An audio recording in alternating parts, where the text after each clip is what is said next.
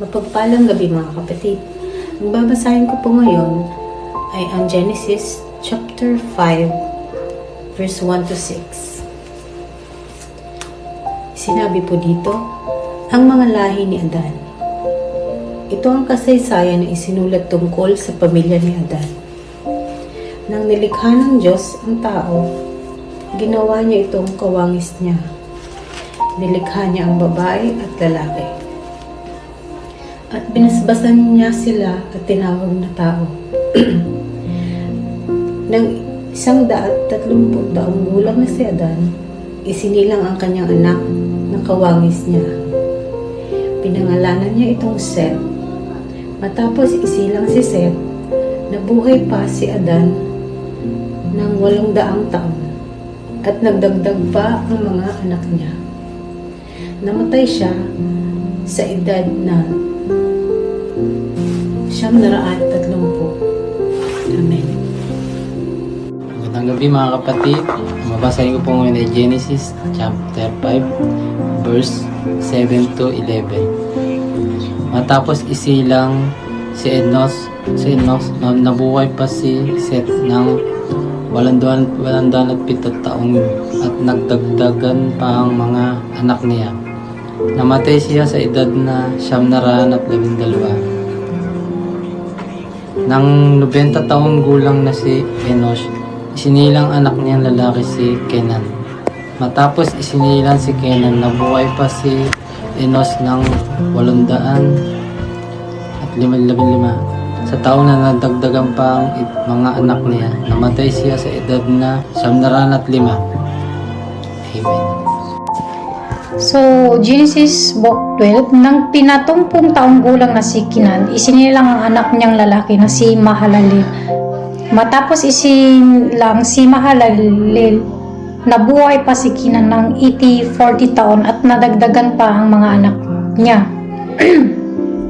Nang 65 taong gulang na si Mikahalel, isinilang ang anak niyang lalaki na si Jared.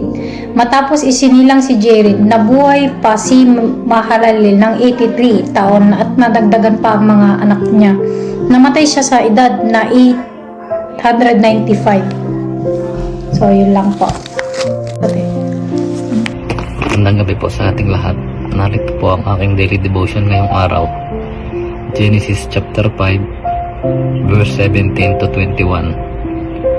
Namatay siya sa gulang na 875 taon. Si Jared ay 162 nang maging anak niya si Enoch. Nabuhay pa si Jared ng 800 taon at nagkaroon din ng iba pang mga anak. Namatay siya sa gulang na 962 taon. 65 taon naman si Enoch nang maging anak si Matusalem. 300 taon pang nabuhay si Enoch na kasama ang Diyos at nagkaroon ng iba pang mga anak. Amen po. Isang mapagpalang araw po sa ating lahat. Narito po ang aking daily devotion sa Book of Genesis, chapter 5, verse 22 to 26. Matapos isilang si Metusela, nabuhay pa si Enoch ng 30 taon at nadagdagan pa ang mga anak niya.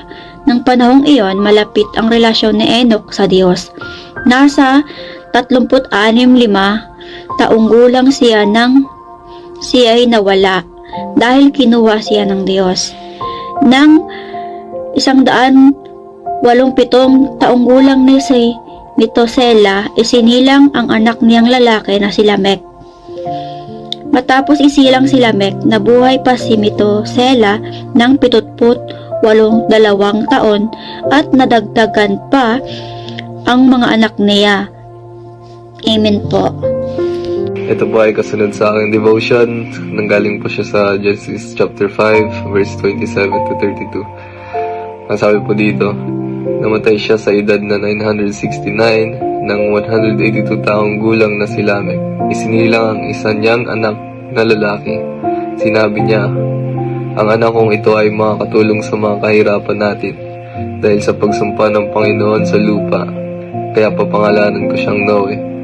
Matapos isinilang si Noe, nabuhay pa si Lamech ng 595 taon at nadagdagan pa ang mga anak niya.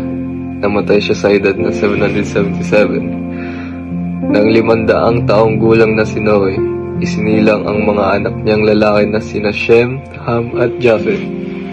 Yun po, God bless us all.